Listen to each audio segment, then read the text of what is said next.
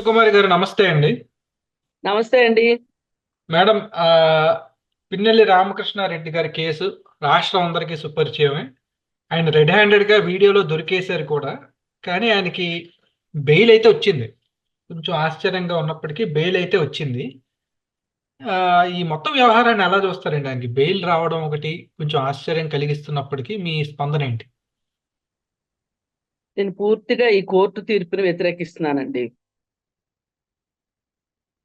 ఎందుకు వ్యతిరేకించాలి అని మనం గనక ప్రశ్నించుకుంటే, అసలు రేపొద్దున ఎవరైనా సరే ఆహ్, నేనిలా చేస్తే నాకు బెయిల్ దొరుకుతది అనే ఒక ధైర్యం ఉంటే అసలు ఏ నేరమైనా చేయకుండా ఎలా ఉంటారండి? ఆలోచించండి ఒకసారి. ఇప్పుడు నిన్న గాక మొన్న కర్ణాటకలో ప్రజ్వల్ రేవಣ್ణ అనేవాడు ఆ విధంగా చేస్తే వాడిని దేశం దాటిచ్చారు. మీ రాజకీయ ప్రయోజనాల కోసం. మరి ఎన్నో అవకతవకలు జరిగినాయి. అవన్నీ మనం తవ్వి తోడుకుంటే మనకి ఈ పూట సరిపోదు.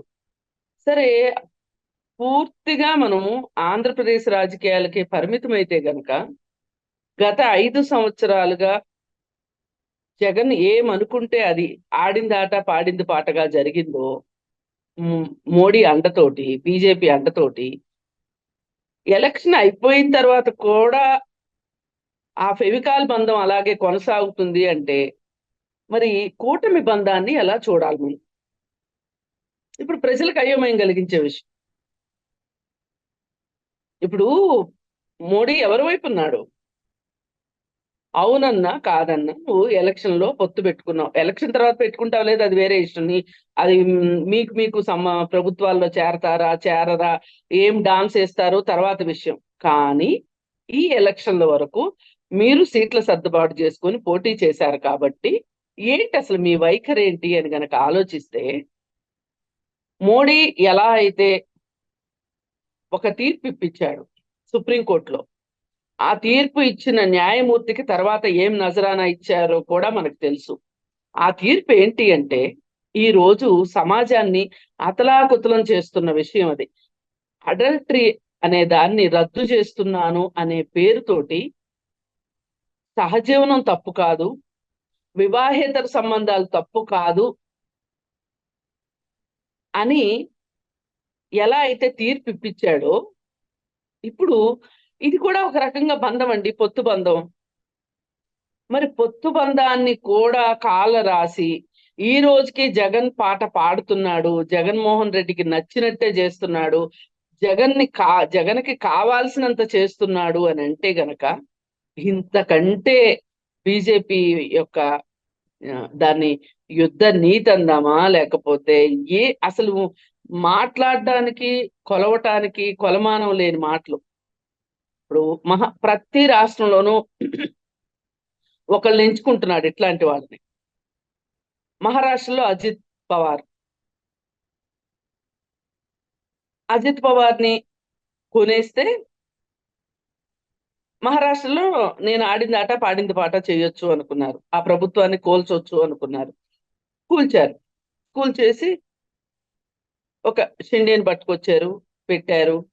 పాలనంతా మీది, పేరు షిండేది. నడుస్తా ఉంది మహారాష్ట్రలో ఈ విధంగా. శరద్ పవార్‌ని పడగొట్టడానికి, కాంగ్రెస్‌ని భూమి మీద నూకలు లేకుండా చేయడం కోసం మీరు ఆడిన ఆట మహారాష్ట్రలో. ఇలా ప్రతి రాష్ట్రంలోనూ మీ రాజకీయ క్రీడ కోసం వ్యవస్థలను ఎందుకు బలి చేస్తున్నారు? సరే, చిన్న చిన్న సర్దుబాట్లున్నాయి. నీకు లోపాయికారి ఒప్పందాలున్నాయి. నీకు వాళ్ళు కప్పం గడుతున్నారు. నానా దరిద్రాలు జరుగుతున్నాయి. నేను దాని గురించి అంత దూరం గూడా ఎళ్ళట్లా. ఇక్కడ జరిగిందేంటి అంటే, బీజేపీ ప్రభుత్వము ఈ చూసి చూడనట్లు పోయే వ్యవహారం వల్ల వ్యవస్థలు భ్రష్టు పట్టిపోతున్నాయి. వ్యవస్థల మీద ప్రజలకి నమ్మకం ఉండట్లేదు. మీరు ఏదైతే ఎమర్జెన్సీని అడ్డం పెట్టుకుని బీజేపీ పార్టీ ఈ రోజు ఎదిగిందో, కేవలం ఎమర్జెన్సీ అనే ఒక భూతాన్ని మీరు భూతత్వంలో చూపించి 70 ఎంఎంలో చూపించి, మీరు ఎలా అయితే ఈ రోజు 10 సంవత్సరాల నుంచి అధికారాన్ని చలాయించటానికి ఆ రోజు బీజం. ఈ దేశాన్ని పరిపాలించడానికి మీకున్న ఏకైక హక్కు ఏంటి అంటే, ఈ రోజు తిరిగి చూసుకుంటే రాజకీయ పార్టీలు ఎన్నైనా పుట్టొచ్చండి, ఎవరికైనా అధికారాన్ని చేపట్టే హక్కు ఉంది. కానీ ఈ అధికారాన్ని చేపట్టిన తర్వాత నువ్వేం చేసావు అనేది కావాలి. నువ్వేం చేస్తున్నావు? ఈ రోజు వ్యవస్థలను భ్రష్టు పట్టిస్తున్నావు. దేనికోసం? నువ్వు రాజకీయాల్లో నీ పార్టీయే అధికారంలో ఉండాలి, నీ పార్టీలో కూడా నువ్వే అధికారంలో ఉండాలి. మరి మొన్న ఈయన ఎలక్షన్ ప్రచారంలో చేసింది అదే కదా. నన్ను మూడోసారి ప్రధానం చేయండి అంటాడు. చిన్నపిల్లోడు నాకు మూడోసారి అన్నం పెట్టండి అన్నట్లు. ఏమన్నా అర్థం ఉందండి? మూడోసారి ప్రధానం చేయండి, నా పార్టీని గెలిపించండి అని కదా నువ్వు మాట్లాడాలి. ఇక్కడ ఏమైనా అధ్యక్ష తరహా ఎన్నికలు జరుగుతున్నాయా ఈ దేశంలో? ఇది ఫెడరల్ స్ఫూర్తి. ఒక రకంగా అన్ని రాష్ట్రాల ఎంపీలు కలిసి, పార్టీలు ఏమన్నా కానివ్వండి, అది కాంగ్రెస్ పార్టీ అయినా బీజేపీ పార్టీ అయినా ఎవరైనా సరే, వాళ్ళ పార్టీ ఏ పార్టీకి ఎక్కువ సీట్లు వస్తే ఆ సీట్లు వచ్చిన వాళ్ళందరూ ఎవరైతే గెలిచారో వాళ్ళందరూ కూర్చుని ఎన్నుకునే ఎన్నిక అది. పార్లమెంటరీ పార్టీ ఎన్నిక. అది లాంఛనమే కావచ్చు, చేతులెత్తేదే కావచ్చు, కానీ ఆ మీటింగ్ జరగాలి. ఆ మీటింగ్ జరిగిన తర్వాత వాళ్ళ పార్టీ తరఫు నుంచి రాష్ట్రపతిని కలవాలి, రాష్ట్రాలైతే గవర్నర్ని కలవాలి. ఇది కదా ఆనవాయితీ. మరి ఈయన ఎందుకు ఇట్లా చేస్తున్నాడు? నన్ను మూడోసారి ప్రధానం చెయ్యండి అని ప్రజల ముందు అడగటము అనేది ఎంత సిగ్గుచేటంటే అక్కడే మనకి అర్థమవుతుంది అతనికి వ్యవస్థల పట్ల నమ్మకం లేదు, గౌరవం లేదు, కోర్టుల పట్ల నమ్మకం లేదు, గౌరవం లేదు, రాజ్యాంగం పట్ల గౌరవం లేదు, ప్రజాస్వామ్యం మీద గౌరవం లేదు, ఏటి మీద వ్యవస్థల మీద సంస్థల మీద నమ్మకం, గౌరవం లేదు. కేవలం ఆయనకున్నది ఒకటే ఒకటి, తనే ప్రధానిగా ఉండాలి అనే ఒక లక్ష్యంతో తనే ప్రధానిగా ఉండాలి అంటే ప్రతి రాష్ట్రం నుంచి తనకి బలం ఉండాలి. బీజేపీ పార్టీ బలంగా ఉండక్కర్లా, ఏదైనా కాంగ్రెస్ ని ఓడించగలిగిన పార్టీ ఏది ఉంటే అది, అది ఎంత చెడ్డదైనా ఎంత దరిద్రందైనా ఏదైనా వాళ్ళని కలుపుకుని తను ప్రధాని అవ్వాలని కోరుకున్నాడు. సరే, దీనిలో ఇక్కడ ఆంధ్రప్రదేశ్ పరిస్థితి మరీ విచిత్రమైన పరిస్థితి ఏంటి అంటే, ఒక పక్క జగన్ కావాలనుకున్నావు, 5 ఏళ్ళు అతను కాపాడావు. 5 ఏళ్ళు కాదు, నన్ను అడిగితే 10 ఏళ్ళు కాపాడావు. నీ దూరదృష్టి ఎలా ఉంది అంటే, నిజంగా గనక జగన్మోహన్ రెడ్డి శిక్షించాలి అనుకుంటే, ఇంకొకడెవడు క్విడ్ ప్రోకో చేయకుండా ఉండాలి భారతదేశంలో అనుకుంటే, సరే కాంగ్రెస్ పార్టీ భ్రష్టాచార పార్టీ అని నువ్వు ఎలాగూ దానికి ఒక ముద్ర వేసేసావు, ఒక ట్యాగ్ లైన్ కట్టేశావు. మరి అలాంటప్పుడు నువ్వు 14లో రాగానే అప్పటికే జగన్మోహన్ రెడ్డి మీద కేసులు ఉన్నాయి. అసలు 14 నుంచి నువ్వు ఎందుకు విచారణ జరపలేదు? ఒక్క కేసు అంటే ఒక్క కేసులో అతనికి శిక్ష పడేలాగా చేసుంటే దేశం మొత్తానికి నువ్వు ఒక సందేశాన్ని పంపించిన వాడివి అయ్యేవాడు. ఎవరైనా అవినీతి చేస్తే, క్విడ్ ప్రోకో చేస్తే, సరే మిగతా అన్ని అవినీతుల సంగతి పక్కన పెట్టండి, కేవలం అతను క్విడ్ ప్రోకో ద్వారానే డబ్బులు సంపాదించాడు జగన్మోహన్ రెడ్డి, అంతకంటే వేరే ఏమీ లేదు.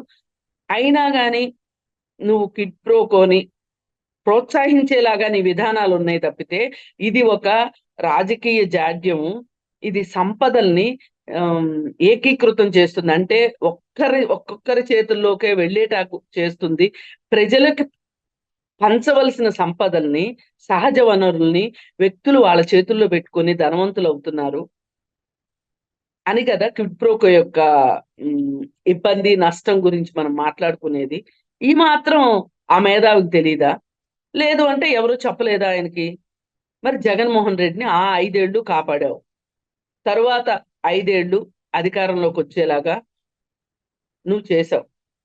చేసిన తర్వాత అతను అధికారంలోకి వచ్చిన తర్వాత అతను ఎన్ని దురన్యాయాలు చేస్తున్నా, అసలు ఆ రాష్ట్రంలో ఏమీ చెయ్యకపోయినా కేవలం బట్టలు నొక్కుతా తను రాజ్యాధికారాన్ని అనుభవిస్తూ ఉంటే, రాజుకి కళ్ళు చెవులు పనిచేయవు అంటారు. అంటే అందరు రాజులకు కాదు, అశోకుడు లాంటి వాళ్ళకి కాదు, పనిచేయవు అంటారు. దానికి పూర్తిగా తార్కాణంగా ఈ ఆధునిక కాలంలో ఒక పాత రాజుల్ని తలపించేలాగా జగన్ రెడ్డి అంతఃపురం నుంచి బయటికి రాకుండా పరిపాలన చేస్తూ ఉంటే, నువ్వేమన్నా మాట్లాడావా ఈ 5 ఏళ్ళు? సరే మాట్లాడలేదు. ఈ 5 ఏళ్ళు మాట్లాడకపోగా అతనికి పూర్తిగా ఆపోజిట్ గా ఉన్న అంటే ప్రత్యర్థిగా ఉన్న పార్టీ తోటి నువ్వు ఎన్నికలు సర్దుబాటు చేసుకొని ఇప్పటికీ నువ్వు జగన్మోహన్ రెడ్డితో స్నేహం చేస్తున్నావు అంటే మీ బంధాన్ని నైతికమైన బంధం అనాలా, అనైతిక బంధం అనాలా? నీ బుద్ధే అలాంటిది కాబట్టే ఈరోజు నువ్వు సుప్రీంకోర్టులో అలాంటి తీర్పు ఇచ్చావు. అందుకే నువ్వు ఇలా ఇద్దరితోనూ సంబంధాన్ని కొనసాగిస్తున్నావు. ఇది కదా అసలు దారుణమైన విషయం ఏదన్నా ఉంది అంటే రాజకీయాల్లో నీతి నియమ నిబంధనలు ఉండవు అని సామాన్య ప్రజలు మీ మొహాల మీద ఉమ్మూస్తున్నారు. ఇలాంటి పరిస్థితుల్లో నువ్వు ఈ విధంగా చేయడం ఎంతవరకు కరెక్టు? ఇది ఇది ఇవాళ సమాజం ముందున్న ప్రశ్న. కోర్టుల్ని ఈ విధంగా ప్రభావితం చేసి నువ్వు చెప్తే తప్పితే పిన్నెల్లి రామకృష్ణారెడ్డికి బెయిల్ దొరకడము అనేది అసాధ్యం. మీకు పిన్నెల్లి జగన్మోహన్ రెడ్డికి ఎంత ఆప్తుడో దీన్ని బట్టి అర్థమవుతుంది. మీరు పలానా అంటే ఈ ఈవీఎంలు గొడవ పగలగొట్టిన గొడవ బయటకు వచ్చిన వెంటనే వీళ్ళు తాడేపల్లి ప్యాలెస్కి వెళ్ళారు. నువ్వు చెప్పినట్టే కదా చేశాము, మా బతికేంటి ఇలా బండలైంది, మీ నాన్న దగ్గర నుంచి మిమ్మల్ని నమ్ముకున్నాము, వీళ్ళ అరాచకాలన్నీ మనందరికి తెలిసిందే కదా. వైఎస్ రాజశేఖర్ రెడ్డి సమయం నుంచి ఉన్నాయి వీళ్ళ అరాచకాలు. ఒక రకంగా వైఎస్ రాజశేఖర్ రెడ్డి పెంచి పోషించింది ఆ ఆ ప్రాంతాల్లో వేరే కాంగ్రెస్ నాయకులకి వ్యతిరేకంగా వీళ్ళని పెంచి పోషించిందే వైఎస్ రాజశేఖర్ రెడ్డి. వాళ్ళకి ఈ విధమైన అండదండలు రావటానికి, ఆర్థికంగా పరిపుష్టం కావటానికి కారణమే రాజశేఖర్ రెడ్డి. అప్పుడు పురుడు పోసుకున్న వీళ్ళు పెరిగి పెరిగి పెరిగి ఇవాళ ఈ విధంగా తయారయ్యారు. తండ్రి ఇచ్చిన ఊతంతో ఆ రోజు నుంచి వీళ్ళు ఈ రోజుకి జగన్ రెడ్డికి కావాల్సినట్లుగా బతుకుతున్నారు. వాళ్ళకి కావాల్సినట్టుగా జగన్ రెడ్డి సహాయ సహకారాలు చేస్తున్నాడు. మరి ఈ పరిస్థితుల్లో జగన్ రెడ్డికి అంతా చేయవలసిన అవసరం ఏంటి? అదే గుంటూరు జిల్లాలో ఒక ఓటర్ని చెంపదెబ్బ కొట్టినందుకు ఆ అభ్యర్థిని గృహ నిర్బంధం చేశారు. అంటే ఓటర్ తక్కువడని కాదు నా ఉద్దేశం, చెయ్యాల్సిందే, ఖచ్చితంగా చేయాల్సిందే. కానీ మరి పిన్నెల్లి సోదరులు చేసిందేంటి? తెలుగుదేశం పార్టీ తరఫున ఒక మహిళ వచ్చి కూర్చుంటే పోలింగ్ బూత్లో పోలింగ్ ఏజెంట్గా ఆమెను బయటికి లాగి మొహం పగలగొట్టారు. అసలు మీరెవరు వచ్చి ఇక్కడ కూర్చుంటానికి? అది అయిపోయింది. ఆమె కొంచెం వైద్యం చేయించుకొని వచ్చి మళ్ళీ కూర్చుంది మీ మొహాల మీద కొట్టినట్టు. మరి ఈవీఎంలు బద్దలు కొట్టడం, పోయినసారి కావాలని టీడీపీకి ఓట్లు ఎక్కువ పడతాయి అన్న ఊర్లకి పనిచేయని ఈవీఎంలు పంపించిన ఘనత 2019 ఎలక్షన్స్ లో. అర్ధరాత్రి 2 వరకు జరిగినాయి అలాంటి ఊర్లలో ఎలక్షన్స్. ఏ ఊర్లో అందరికీ తెలుసు. కొన్ని ఊర్లు తెలుగుదేశం పార్టీకి కంచుకోటగా ఉన్న ఊర్లలో అలా చేసి వీళ్ళు ఏం చేశారో వీళ్ళకి తెలుసు కాబట్టి అక్కడ వైసీపీ కార్యకర్తలు వేసిన వీరంగాలు అందరికీ తెలిసినయే. మరి ఇప్పుడు నువ్వు ఈవీఎంలే బద్దలు కొట్టేదాకా నువ్వు వచ్చేసావు అంటే ఇదంతా చూస్తూ అంటే సమస్యాత్మక ప్రాంతాలను మేము గుర్తించాము, అదనపు బలగాల్ని రప్పించాము అని చెప్పింది ఈసీ. చెప్తే ప్రత్యర్థి పార్టీలకి ఏమనిపిస్తుంది? ఒక నమ్మకం వస్తుంది కదా. అందున మనం కూటమిలో ఉన్న పార్టీ అధికారంలో ఉన్నప్పుడు ఇలాంటి సహాయ సహకారాలు అందుతాయి అనే ఒక భ్రమలో అయితే వాళ్ళు ఉంటారు కదా. ఆ భ్రమలో వాళ్ళని ఎంతో కొంత అప్రమత్తంగా ఉండకుండా చేసేలాగా చేసి మీరు ఇలాంటి పనులన్నీ చేశారు. ఇలాంటి అకృత్యాలనాలు వీటిని. ఇంతకంటే నిజంగా ఒక రకంగా మహిళల్ని అత్యాచారాలు చేస్తారు.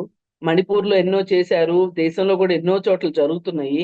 కానీ ఇది ఎలాంటి అత్యాచారం అంటే వ్యవస్థల్ని అత్యాచారం చేసినంత పని చేశారు మీరు ఇవాళ. ఎన్నికల కమిషను ఏం చేస్తుంది? సమస్యాత్మక ప్రాంతాలు గుర్తించామన్నారు కదా, మీరు అక్కడ వెబ్ క్యామ్ పెట్టారా లేదా? అది ఏ క్షణానికి ఆ క్షణం చూస్తున్నారా లేదా? సమస్యాత్మక ప్రాంతాల్లో వెబ్ కామ్ ని పొద్దున్నుంచి సాయంత్రం వరకు పర్యవేక్షించాల్సిన అవసరం ఉందా లేదా? లేని కాడికి ఎందుకు? పోని అక్కడ గొడవలు జరిగినాయి అని చెప్పి వార్తల్లో వచ్చింది. వచ్చినప్పుడైనా మీరు వెబ్ క్యామ్‌లు చూసారా? చూసి అసలు అక్కడ ఏం జరుగుతుంది? ఎవరెవరు ఎట్లా చేస్తున్నారు? ఏంటి అనేది గమనించి, ఆ రోజు తెనాలిలో అతన్ని గృహ నిర్బంధం చేసినట్టు పిన్నెల్లి సోదరుల్ని ఎందుకు గృహ నిర్బంధం చేయలేదు? ఇది వీళ్ళు చేసిన మొదటి తప్పు. అది దాన్ని కొనసాగిస్తూ ఆ తర్వాత 2 రోజుల పాటు వాళ్ళు ఒక రకమైన మారణకాండ చేశారు. కనిపించిన వాళ్ళని కనిపించినట్టు, వాళ్ళకి ప్రత్యర్థులుగా ఉన్న వాళ్ళని కొట్టటము, వాళ్ళని ఎన్ని నానా రకాల హింసలు పెట్టిన తర్వాత, ఇంక ఇది న్యూస్‌లో బాగా వస్తుంది అన్న తర్వాత, ఈవీఎం పగలగొట్టారు అనే సంగతి తెలిసి, ఎవరో గుర్తు తెలియని వ్యక్తులు పగలగొట్టారు అనే ఒక దాగుడు మూతల్లో పిన్నెల్లి సోదరుల్ని ప్రాథమికంగా రక్షించారు వాళ్ళు. కానీ తరువాత ఎవరో గుర్తు తెలియని వ్యక్తులు ఇది పిన్నెల్లి వాళ్ళ సోదరులే చేశారు అని పంపించిన తర్వాత తప్పనిసరి అయ్యి ఇక విధి లేని పరిస్థితుల్లో మాకు దానికి సంబంధించిన వివరాలు కావాలి అని అడిగారు. అడిగి వాళ్ళు రాష్ట్ర ఎన్నికల కమిషన్ ని ఆదేశించారు, అతని మీద చర్యలు తీసుకోండి అని. ఈలోపే వాళ్ళు తాడేపల్లి ప్యాలెస్కి వెళ్ళడము, అక్కడి నుంచి పారిపోవటము, వాళ్ళకి సాక్షి ఛానల్లో వాళ్ళ ఇంటర్వ్యూ రావటము, ఆ ఇంటర్వ్యూలో ఈవీఎంలో పాము దూరింది అందుకే పగలగొట్టాము అని చెప్పటము, అది అయిపోయిన తర్వాత ఇక వాళ్ళు పారిపోవటము, పారిపోయి హైదరాబాద్ వచ్చి తలదాచుకోవటము, ఇవన్నీ ఒకదాని తర్వాత దాని తర్వాత ఒకటి జరిగిపోయినాయి. చివరికి తప్పనిసరి పరిస్థితుల్లో నాకు ఏదైనా జరగవచ్చు అనే ఒక అనుమానంతో అతను, అంటే అందరూ అప్రమత్తమయ్యారు అనే అనుమానంతో అతను యాంటిసిపేటరీ బెయిల్‌కి అప్లై చేసుకుంటే, కోర్టులో ఒక వింత వింత ఘటనలు అనమాట. మీరే చెప్పండి అతన్ని ఏం చేయమంటారో అని జడ్జి అడగటము అన్నిటిని మించిన విషయం అన్నమాట. అడిగితే వాళ్ళు ఏం చెప్పారో తెలియదు గాని, అసలు ఏమి చెప్పారో లేదో తెలియదు గాని, అతనికి కనీసమైన షరతులు, ఒక జేబు దొంగకి విధించే షరతులు కూడా విధించకుండా, అది 7 సంవత్సరాలు శిక్ష పడే నేరం అది. ప్రభుత్వ వ్యవస్థలకి సంబంధించిన విషయం. అలాంటి కేసులో చక్కగా జూన్ 5వ తారీఖు వరకు అతని మీద ఏ చర్యలు తీసుకోవద్దు అంటే, ఇప్పుడు అతనొచ్చి మళ్ళీ వాళ్ళ ఊరొచ్చి అక్కడ వీరంగం సృష్టించడానికి గ్యారెంటీ ఏంటి? అంటే ఇప్పుడు వాళ్ళని ఈ 5వ తారీఖు వరకు కూడా అక్కడ ఏం జరిగినా గాని ఎవరు రక్షిస్తారు వాళ్ళని? వాళ్ళు ప్రాణాలు గుప్పెట్లో పెట్టుకుని బతకాల్సిందేనా? అంటే మన రాజ్యాంగాన్ని నమ్ముకున్నందుకు, వ్యవస్థల్ని నమ్ముకున్నందుకు ఇదా ప్రజలకు నజరానా? మరి కనీసం అతన్ని నువ్వు ఇంట్లోనే ఉండాలి అనే ఒక్క చిన్న ఇది కూడా పెట్టకుండా, అతను నువ్వు ప్రతిరోజు పలానా 10 గంటలకు పోలీస్ స్టేషన్‌కి వచ్చి నువ్వు పోలీస్ స్టేషన్‌లో సంతకం పెట్టాలి అనే విషయం కూడా చెప్పకుండా, పోనీ అతను బయటికి రావడం ఎందుకు? అతనికి ఇంకొంచెం సౌకర్యాన్ని కలిగిద్దాము అన్నప్పుడు, ప్రతిరోజు పోలీసులే వెళ్ళి ఆయన ఇంట్లో ఉన్నాడా లేదా అని చెక్ చేసుకొని రావటం గాని, ఇలాంటి ఎన్నో ఉన్నాయి గదండీ అవకాశాలు. మరి అవన్నీ ఎందుకు చేయట్లేదు? కేవలం జగన్ రెడ్డిని సంతృప్తి పరచటానికే ఇదంతా మోడీ చేస్తున్నది. జగన్ రెడ్డి ఓడినా గెలిచినా జగన్ రెడ్డే. ఎందుకు అంటే జగన్ రెడ్డి దగ్గర డబ్బులున్నాయి కాబట్టి. ఇక్కడ 2 విషయాలు. ఒకటి క్విడ్ ప్రోకోని కొనసాగించటానికి, అలాగే నిందితులను రక్షించటానికి మాత్రమే బీజేపీ ఉంది గాని వేరే దేనికి లేదు అనేది పొత్తు ధర్మాన్ని కూడా గౌరవించని పార్టీగా ఇది బీజేపీ పార్టీ చరిత్రలో నిలిచిపోతుంది. చూద్దాం మేడం మరి ఏమవుతుందో. ధన్యవాదాలండి. ధన్యవాదాలు.